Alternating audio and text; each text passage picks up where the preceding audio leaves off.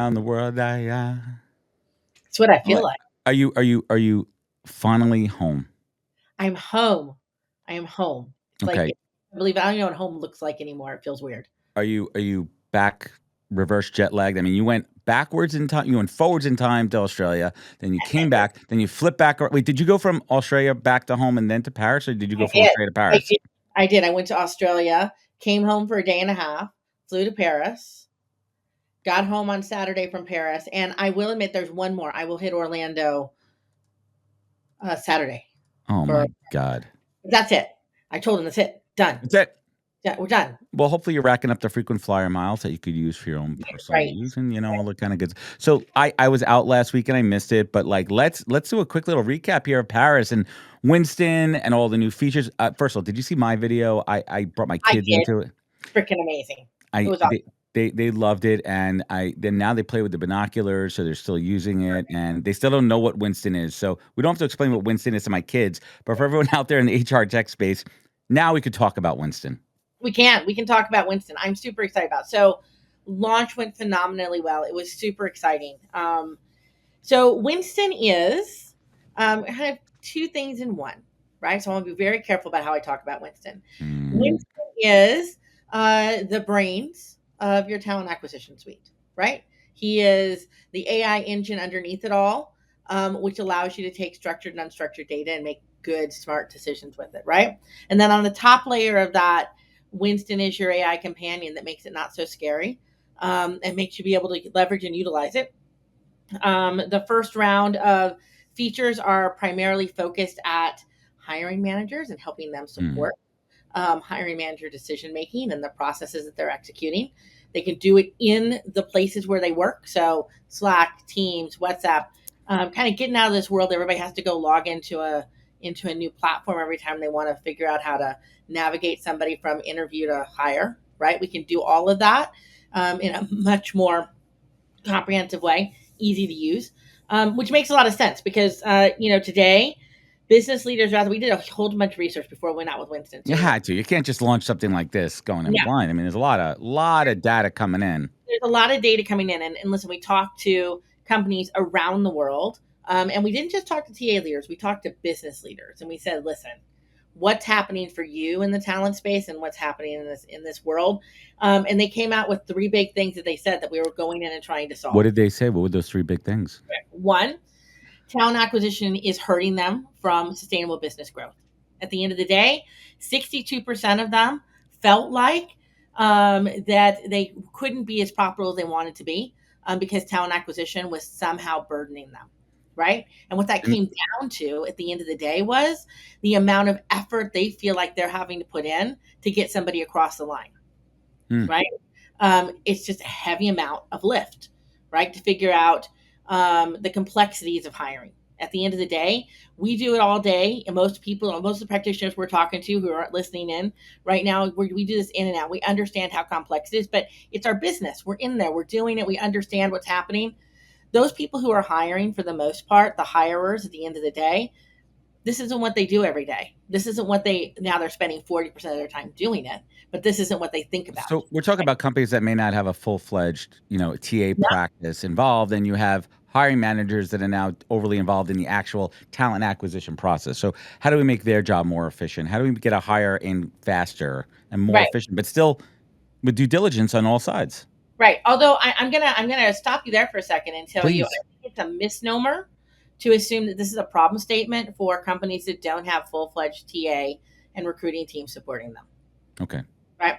At the end of the day, what we're finding is across the board, hiring managers and business leaders, even though they have full TA teams supporting them in the back end, still find this horribly complex.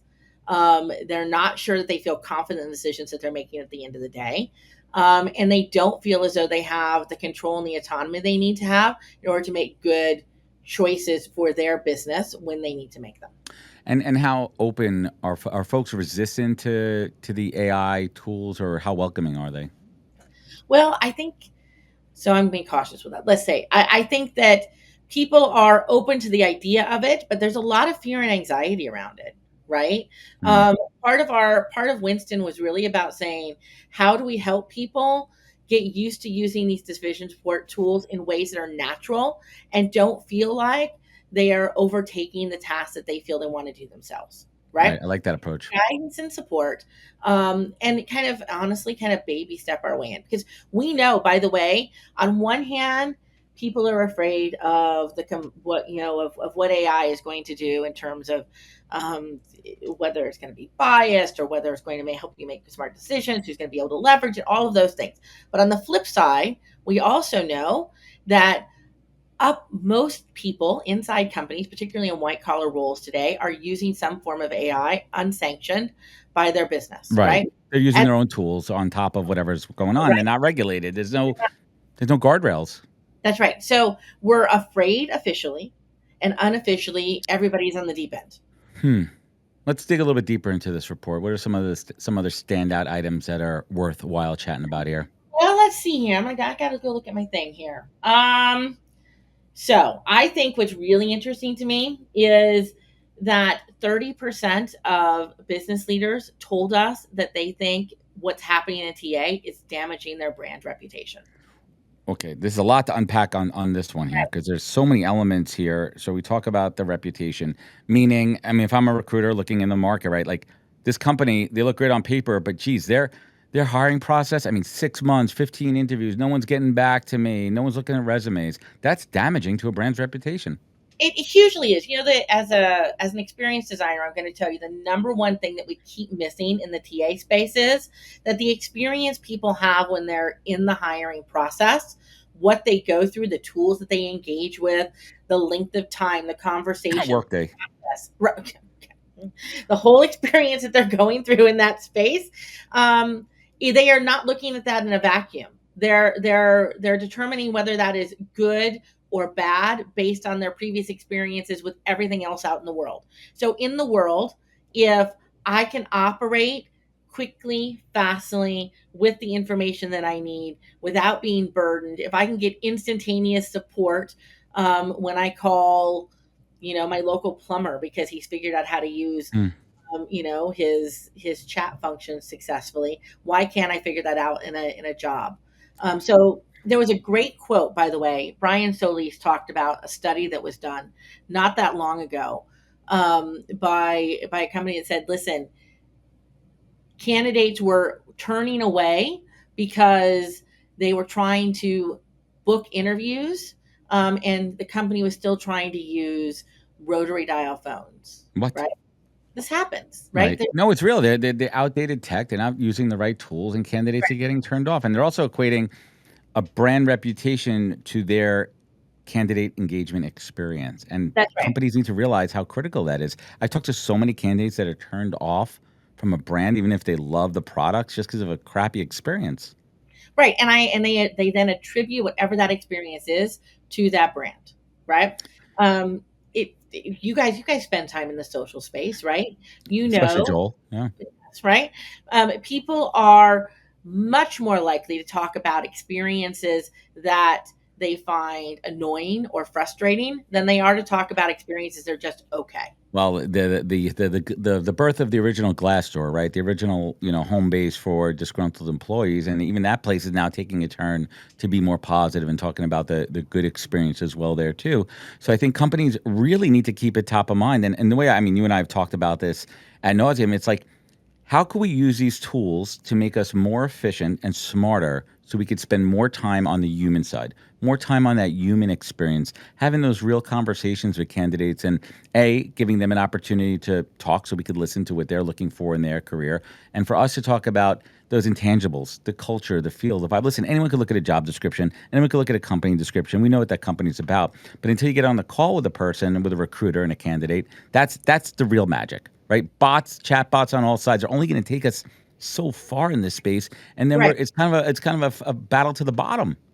Absolutely. Absolutely. And I think what we're seeing and what I have seen is that we have taken a lot of those engagement and interaction tools like the bots and the chat bots right, and we've applied them onto that candidate side of the business, because that's a part where we're trying to kind of mass push people through our process and through our system, and then we're spending our one-on-one time inside the business, Hmm. right? having those dialogues and those conversations. But what we're finding is we need to flip that parameter, right? That dialogue, that story. Let's take these tools that we have, give them to the business leaders and the businesses that we're working with so that they can be fast and efficient and engage just at the right level. And let's revert our time and attention to the real human beings on the other side who we're trying to convince to come and engage with us as a company. Sorry. So Winston launched. Yep. As much as you could share, you're open to sharing. What are some of those internal metrics to say, hey, this is going in the right direction? Here's some things we need to optimize. Like, give us a little inside baseball here. So I'll start the very top level, which is were people interested and were they intrigued, and could we get Hmm. enough people to want to come in and have the conversation? From my perspective, the first data point I was looking at was who's walking in and having a conversation with us on launch day. We launched in Paris. We showed the video at 9:45 in the morning. We walked out that first day with over 1,700 people coming into our booth and standing 10 deep to find out what the heck this was. We created that demand and that. Right? What is Winston? What is this thing, right? What does it do? Now we translate that off to, are our customers raising their hands and coming back to us and saying, wait a minute, I want to know more about this. How fast are you going to bring this to market for us? So as we start to see pressure on speed, and speed to market from our customers, that tells us that we're in the right momentum, in the right space. And then just in general, the volume of new prospects who are coming in and wanting new dialogue, right? That is fascinating. And keep it straight here. I mean, enterprise level, small business, you could apply the tools that Winston is enabling, or the elements in Mhm. there at any level in any type of process. Absolutely. It's irregardless, right? Because what we're doing is fundamentally, right? The tool itself is a tool. It's about how you can apply that across multiple different paradigms. And its ability to adjust and connect to where you need to be. One of the things we didn't talk about yet with Winston, I think is really intriguing and people don't What is it? having is adaptive experiences. So you guys heard this word before, adaptive experiences? I have heard it, but let's explain it to the audience. So an adaptive experience means that not only can I go in as a recruiter, as a hiring manager, et cetera, and decide how I want to engage or how I want to see the platform I'm operating and working in, or what information I want provided to me at what time and what place. But the AI, Winston, can give me recommendations based on my behaviors on how I'm Hmm. want to see information in front of me. So think about it today. One of the biggest problems with products is one customer wants a button on the right, the other customer wants a button on the left. We don't know which one to build, so we just stand at a standstill and don't build anything, right? So we've completely, Process paralysis, right? That's the age old corporate dilemma. right? And this is why opening up that framework and letting people be able to use it like widgets. Use it like you're building a website today, right? Who would go in and hard code a website anymore, right? You'd go in and use a program like Wix and you drop and drag and you'd frame out how you want this to operate and look. The same thing needs to happen with our tools and software to help us be able to execute TA, because what I do in one business is not going to be exactly the same the way I do it in business B. And the person who's using it may not be using it the same way as the other person who's using it. Somebody who's been sourcing and hiring for years has a very different expectation of what they need that system to operate like. Hmm. Um, so adding that adaptive experience, that huge amount of flexibility, is game changing, I think. I mean, absolutely, and obviously the AI is iterative and it's learning and it's adapting as well there too. But Yep. how do we keep this Winston momentum alive? Right, it's not just a launch, but it's the adaptation. It's going to be demoed in the market. How do we keep this momentum going? Yeah. So for us, the next phase is, and we're starting with the Gartner, is starting to go out and have a series of conversations with business leaders and practitioners to try and redefine what the use cases in TA are. So you're going to see us showing up with Winston, not just as Winston the product, but let's talk about a new way of Winston thinking, which is Winston 2.0. Winston, all 3.0. Wait, does Winston have a spouse? Does Winston have children? Is there I cousins? don't know yet. But although it has been prompted to I me saw that Winston pretty active in Vegas. I don't know about that, but Lynn, let's where could folks learn more about Winston? you know what, you can go straight to smartrecruiters.com, and you can hear everything you want to hear. It's all there. Awesome. Well, Lynn, I hope you enjoy some time at home and Right? the dishes aren't piling up. They are. from all your travels. I want to thank you. I want to thank Smart Recruiters, and this has been another wonderful segment of the Global Report with Lynn from Smart Recruiters. Lynn, you have a great day and a great weekend. Thank you as always for your time and your insights. Keep it rolling.